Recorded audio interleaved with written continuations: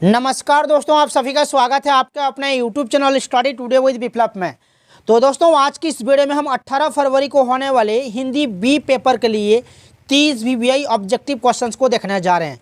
Jharkhand board परीक्षा 2025 में यही सवाल एग्जाम पेपर में छपेगा।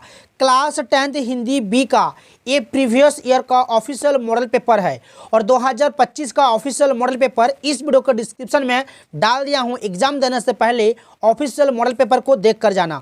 ये प्रीवियस ईयर का पेपर है, सारे के सारे सवाल एग्जाम पेपर के लिए वेरी वेरी इंपॉर्टेंट रहने वाला है। एग्जाम पेपर 2025 में यानी कि 18 फरवरी को होने वाले हिंदी बी पेपर में यही सवाल आप लोगों को एग्जाम पेपर में देखने को मिलेगा। तो चलिए वीडियो को स्टार्ट करते हैं। वीडियो को लास्ट तक जरूर देखना, वीडियो को लाइक कर देना, सभी दोस्तों में शेयर कर देना। पहला सवाल दिया हुआ है गद्यांश। यहाँ पर देख सकते हो गद्यांश दिया हुआ है। नीचे सवाल देखिए। पहला सवाल है कि इस गद्यांश में किस बात के प्रति सतर्क किया गया है? बुद्धि के अतिरेक के प्रति, कल्पना के अतिरेक के प्रति, यथार्थ की एकांकी अभिव्यक्ति के प्रति, सौंदर्य के अतिरेक के प्रति।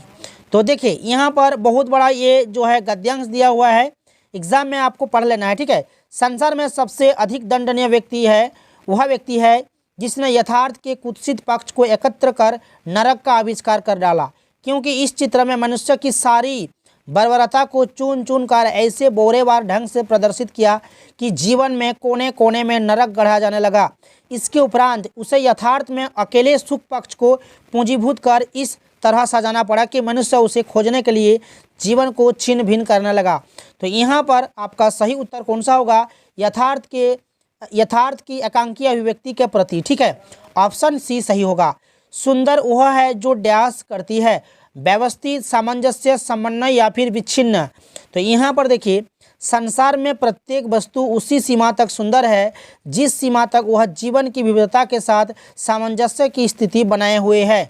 तो यहाँ पर कौन सा उत्तर सही हो जाएगा? सामंजस्य हो जाएगा, ऑप्शन नंबर बी। नेक्स्ट सवाल है कि सबसे दंडनीय व्यक्ति कौन है?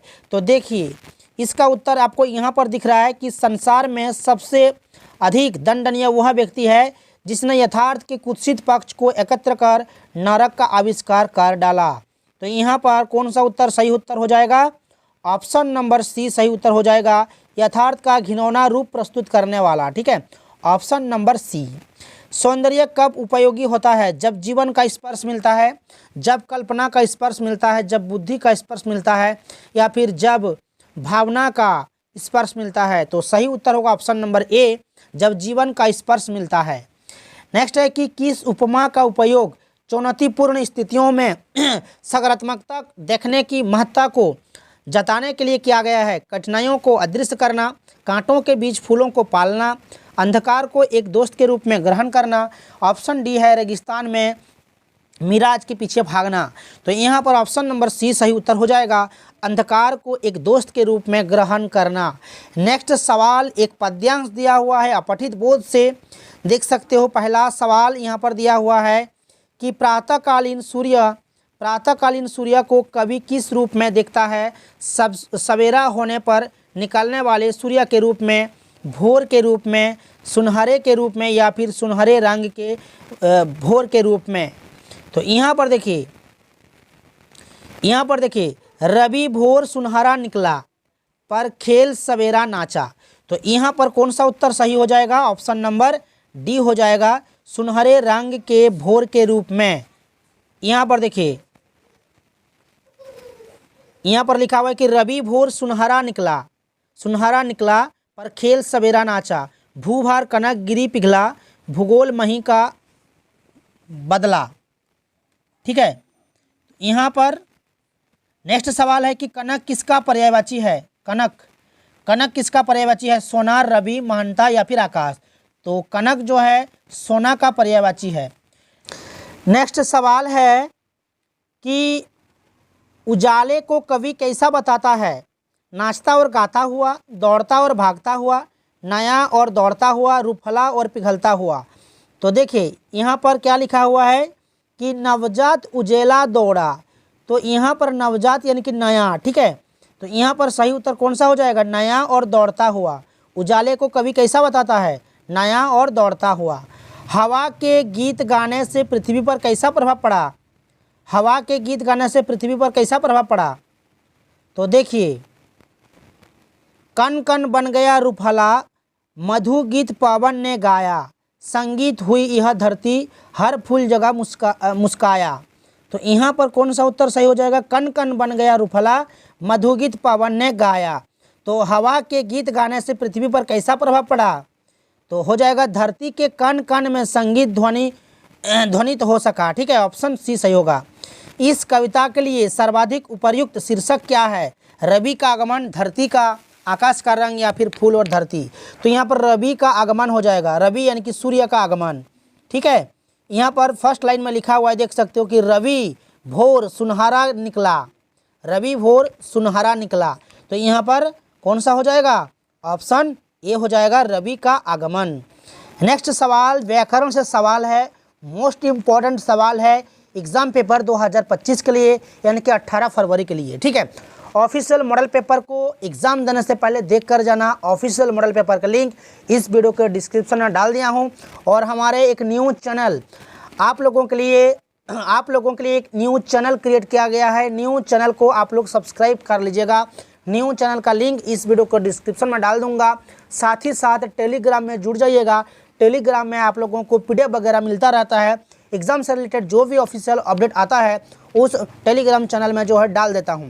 तो आप लोग जो है टेलीग्राम चैनल में जुड़ जाइएगा। टेलीग्राम चैनल का लिंक वीडियो को डिस्क्रिप्शन में डाल दूंगा। चीर चीर के अर्थ लिखे गए, सही विकल्प का चयन करें। चीर चीर के अर्थ, तो चीर चीर का यहाँ पर अर्थ हो जाएगा वस्त्र पुराना।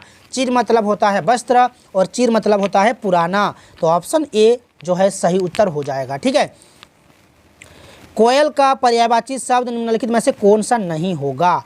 तो कोयल का पर्यायवाची शब्द यहाँ पर कौन सा नहीं होगा? तो कोयल का पर्यायवाची कोकिल हो जाएगा, श्यामा भी हो जाएगा, पीक भी हो जाएगा, लेकिन खेचर नहीं होगा। तो ये आपका सही उत्तर हो जाएगा। श्रद्धानंद का संधि विच्छेद निम्नलिखित में से कौन सा हो जाएगा? श्रद्धानंद का संधि विच्छेद हो जाएगा श्रद्धा जोड़ आनंद। ऑप्शन ए हमारा यहाँ पर सही उत्तर हो जाएगा। सभी से रिक्वेस्ट है वीडियो को लास्ट तक जरूर देखना। वीडियो को फटाफट लाइक कर देना, सभी दोस्तों में शेयर कर देना। आग बबूला होना मुहावरे का सही अर्थ निम्नलिखित में से कौन सा होगा? आग बबूला होना यानी कि बहुत गुस्सा होना। आग बबूला होना, बहुत गुस्सा होना।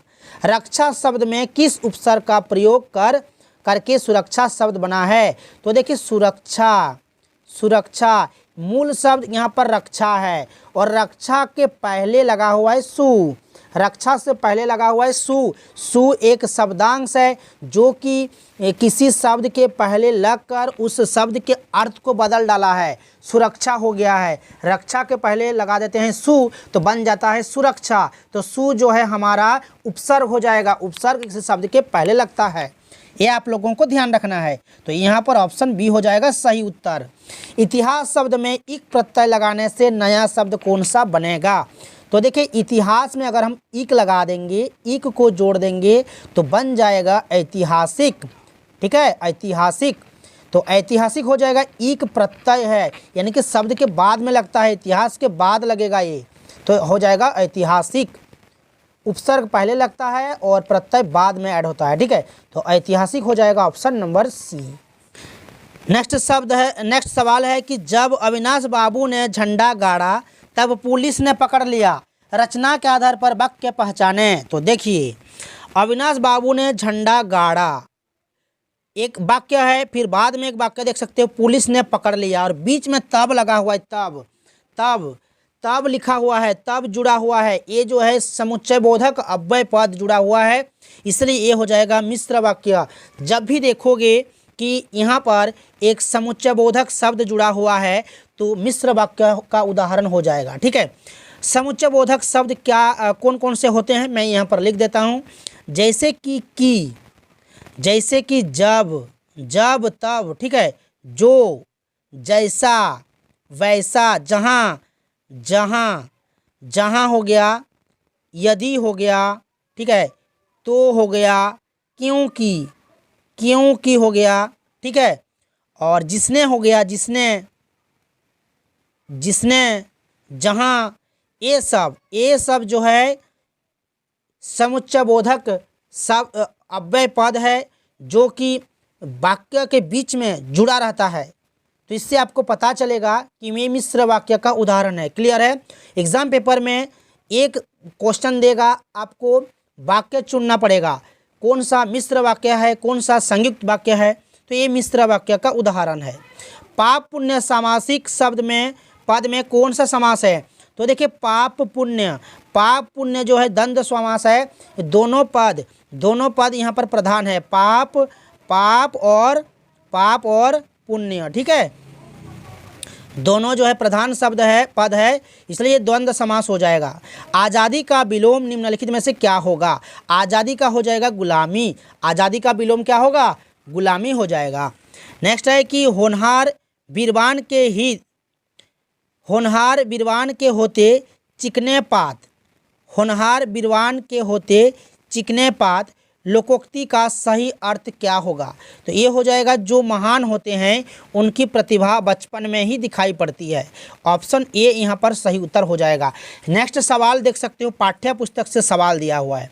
पाठ्य पुस्तक से एक पद्यांश दिया हुआ है, गिरी का गौरव गाकर झरझर मद में नस नस उत्तेजित कर। इस प्रकार का एक यहाँ पर पद्यांश दिया हुआ है, यहाँ पर गद्यांश लिखा हुआ है, यहाँ पर पद्यांश होगा। ठीक है, और पहला जो प्रश्न यहाँ पर दिया हुआ है कि पर्वतों की छाती पर बहने वाले झरने कैसे लग रहे हैं? कैसे लग रहे हैं? तो देखिए यहाँ पर देखिए क्या लिखा हुआ है कि गिरी का गौरव गाकर झरझर मद में नस नस उत्तेजित कर मोती की लड़ियों से सुंदर झरते हैं झाग भरे निर्झर। तो यहाँ पर मोतियों की लड़ियों के समान हो जाएगा। ऑप्शन नंबर डी देख सकते हो। निर्झर द्वारा किसका गौरव गान किया जा रहा है? निर्झरों द्वारा किसका गौरव गान किया जा रहा है? तो यहाँ पर देख सकते हो गिरी का गौरव गाकर, गिरी यानी कि पहाड़ पर्वत। ठीक है, गिरी का गौरव गाकर झरझर मद से नस नस उत्तेजित कर मोती की लड़ियों से सुंदर झरते हैं झाग भरे निर्झर यानी कि झरना। ठीक है, तो यहाँ पर जो है पर्वत जो है आपका सही उत्तर हो जाएगा। तरुवर का क्या अर्थ है? तरुवर का अर्थ हो जाएगा बहुत ऊंचे वृक्ष, बहुत ऊंचे वृक्ष हो जाएगा। Option C. कौन किसका गौरव गान कर रहा है? कौन किसका गौरव गान कर रहा है? तो यहाँ पर झरने पर्वतों का। ठीक है, झरने पर्वतों का गान कर रहा है, यहाँ पर देख सकते हो। पर्वतों का गिरी का गौरव गाकर झरझर मद में नस नस उत्तेजित कर मोती की लड़ियों से सुंदर झरते हैं झाग भरे निर्झर। कौन झरते हैं? झरना यानी कि निर्झर झरते हैं। किसका गान गाकर? गिरी का गौरव गाकर। गिरी यानी कि पर्वत का। तो यहाँ पर कौन सा हो जाएगा? झरने पर्वतों का हो जाएगा। Option number A. नेक्स्ट सवाल एक गद्यांश दिया हुआ है। नेक्स्ट सवाल एक गद्यांश दिया हुआ है, इस तरह का देख सकते हो। नीचे सवाल देखिए कि किस फिल्म के बाद राजकुमार आत्मविश्वास से भर गए? मेरा नाम जोकर, संगम, अनजाता या फिर अजंता या फिर सत्यम शिवम सुंदरम। तो यहाँ पर संगम की अद्भुत सफलता ने राज कपूर के गहन आत्मविश्वास भर दिया।